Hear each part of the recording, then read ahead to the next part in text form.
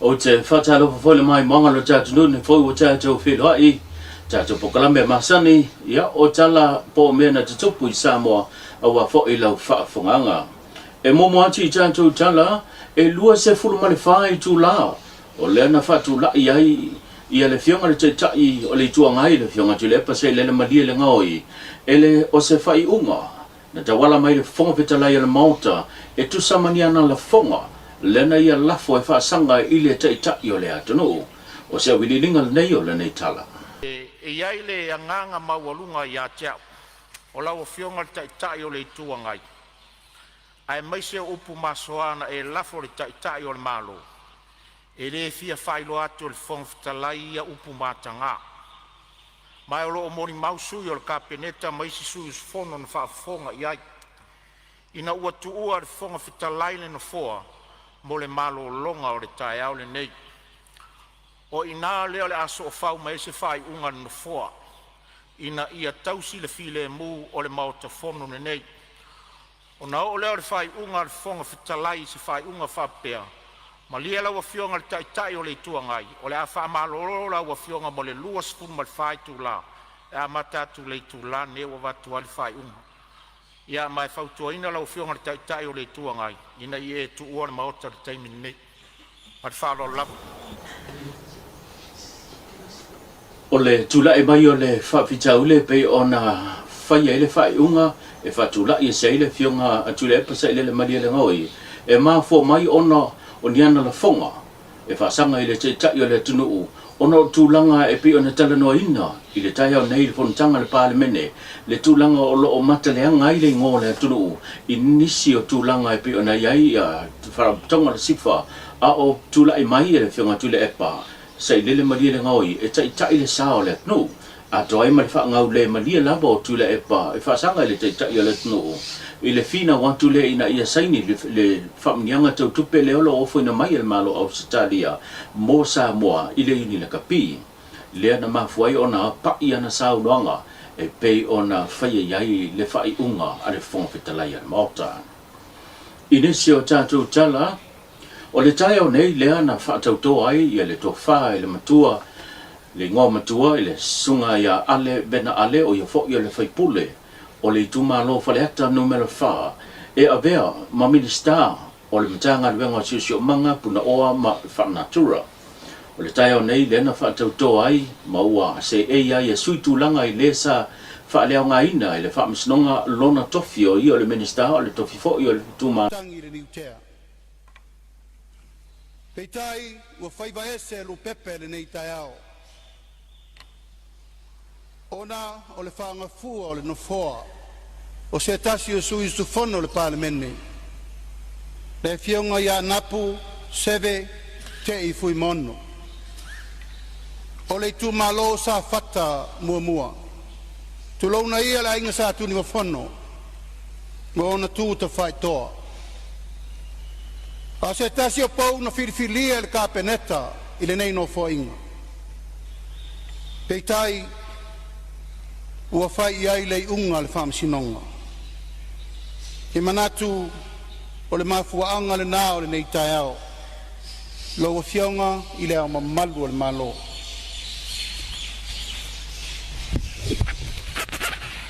O lea I a te au le ava tele ma le whaaloalo. O te tui nā tuai lau whautuanga. E tu sai ma le mata upu tolu sfurulua o le whawae, pui pui pi, o le malo tu toa tasi o Samoa tasi iwa o nasfulu. Mo le tofia ia. O se a fionga I sui sufono o le palemene e a vea ma minister o le kapeneta. I le au tasi ai le finangalo au tasi o le kapeneta. Ma to finga ia te au nei o le palemia o le taitai o le malo. To tofia ai le tofa le ngoa matua.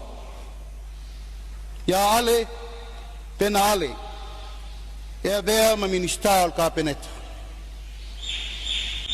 Whape foi o na whailo atu, lau a fionga matafa I oi wha minister, o le atau a veina e le tofa ia ale pena ale. Ina ia tu sai ma bale vaenga fitu, pui pui mua mua, pui pui a, o le tulafono o le faatulaga o tofi faaminista ma matanga luenga lua afe ma le tolu o le aia tau beina ai matafaioi o le minista o siusio manga ma puna oa falanatula ato ai mai ele ma suavai faasaoina vao matua ma le vaaitau o le faaaliga lea ma le faaloalo tele i lau afioga i le ao mamalu o le malo o a'u o ale vena ale ua filifilia ma talia e avea ma minista ma sui fono o kapeneta o te tautō i le atua e ona e whaapea o le au tuina atu ma le ato toa le mea e au pitosili i lau tau whamasinonga i taimi uma e whaapea ona mana ombia o au whai unga ma whautuanga i le ao le malo mo le pulea le lei o mta upu al malo tutotasi o Samoa o le a o wha lia i se ala tautino o le wha ala tua o ia mta upu e pei ono le a laflofo i ai le kapeneta ma komiti e whapea le fono whatonu ma sātu ina mai ia te au le tausinga wha ilo peitai i mea uma o le a avea i au ma se minsta moni ma le wha maoni Inisi o tātou tala, o leo wa la ale malo mo le lua i taimi, talo ona pale mai le whainga malo fau, le whatotua le atua Samoa o taseta wala mai, le fionga le teitai o le atunu o ia fo i al pale mia le sunga laule le mali atole o te apola taibao Forces Smith. I se whaidoa inga na tu whaatasi o mai sui anu uma sui tamaitai. I te tonu lava o le tātou tunu o, ma whaasoa tuai le whiau e pei ona taula mua ai. Le fionga le teitai o le atunu o ia foi o le li pale mia o ia foi. O le minister matanga ngwenga o malu o le malo, ina ia tutu fantasi. I le atunu o atoa, ina ia tineia pe te te ea tultulanga o whala au whaasaina o le wofi mai tonu o Samoa. Le pai ai o le tātou maafutanga le nei aso, le peona o whai atu. Ua maea le palota. Ua mawai atu wasa na e fio i lava oi laua i ata tau, e wa ai le vaenga whaapufai e te lalango iai. Ua maea. Na tātou o mai tātou te tofo i le afi. Ma tātou papa tiso po o whea e o iai le whainga whiwhiringa Samoa. O nal mea le ua iai. Ua whiwhiri o mātou tangata. E tau ave le tunu. O le aunga lama le wha moe i tai au nei. Ua mawai atu vasa o whinaunga wha palota. Ua mawai atu vasa o whinaunga wha vaenga wha whai. O le ua tātou o mai umai le afu atasi. O ai, ua tasi i ai Samoa mo le whiwhiringa o le taitai o le atunu. O le tātou matafa i oi tau ave whatasi lea. E tau ave ai le atunu nei male lumana. Whainga whaavae mautu nā. Whainga whaavae mālo le lei nā. O le tō whāma le utautanga whaatamali i le nā. Ma o le tō whaafo i le nā. E tō ai while mu ma whalawhani Samoa.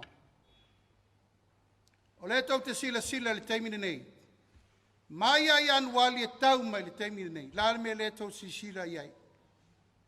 E le o tō awhina ngalo le tunu. Pa mata na vā ma mao. Le vā o le vā whawhenga iai sa tātou masani ai. Mo tātou no nofo ai. Ma tapui ai. Ma tausi ai. Le vā no nofo ma le vā tapuia.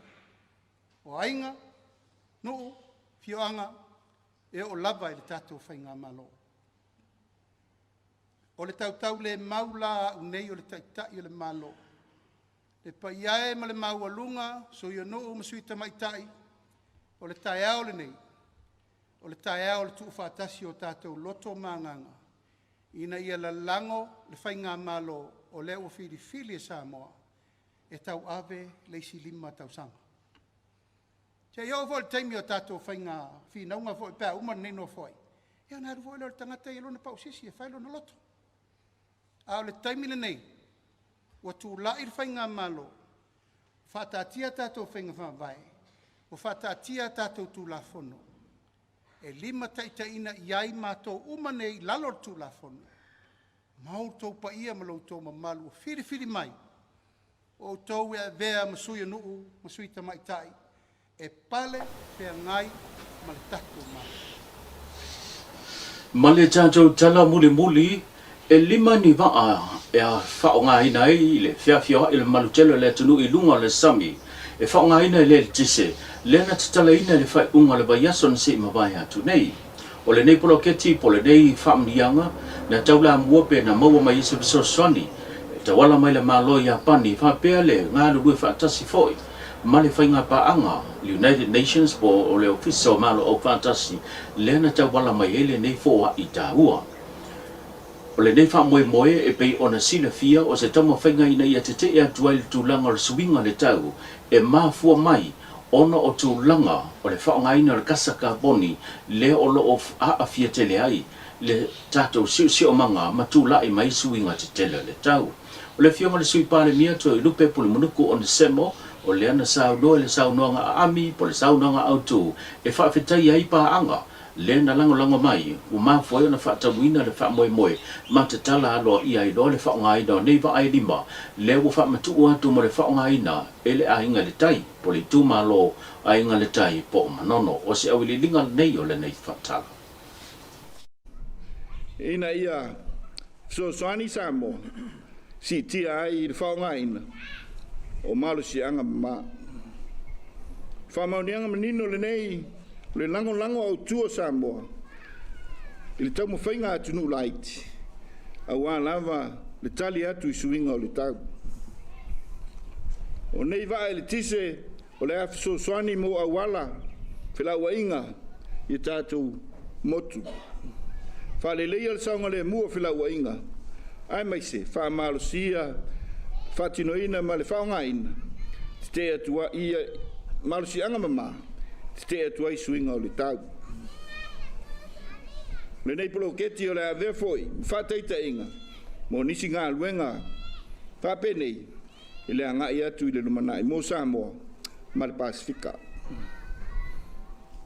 E le talitonunga i le nei a sopeo na saunoa le tamawhai whiau. Tātou fusi, ma momoli le tau langa i le atua. Ono o lana mea alofa i tele. Momoli ai le nganga whaafitai, ia i le malo ia pani. Tawala atu le whiunga i le ampaso le malo ia pani. I Samoa nei. Whaafitai i le UNDP, mai la tau o lo sosani, o wale whatinoina. Whaafitai tātou paanga uma, o e sa whitai tunga, o wale nei ngā luenga. Tele lona tau, ai mai se ai. Whaafitai i mita ngā luenga ni malo. Ngā lulue so tau au. A wale atina eine o sio tātou o tunu. Le upu a masani ai. E le ai a se tautua. E le tauia. E nei la fiafi ma le whamoe. Te whapea tu ai. O te tala aloa ia nei. Le whaongaina. O tātou i alias. Mo wāra tātou motu i manono nei. Malanga. Oe whaafonga te tūlanga i pēo na eise o tōtonga o mena tupu i Samoa tu tau maila so tau mo sisi papoponga sa wha soi fua ia.